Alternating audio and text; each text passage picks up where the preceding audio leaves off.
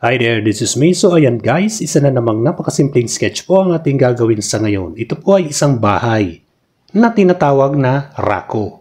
The traditional house of Bibatan is called the rako. It is the main house that serves as a living quarters.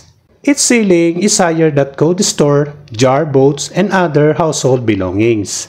The house typically has two levels which are divided by a floor made of wood joined by wooden dowels.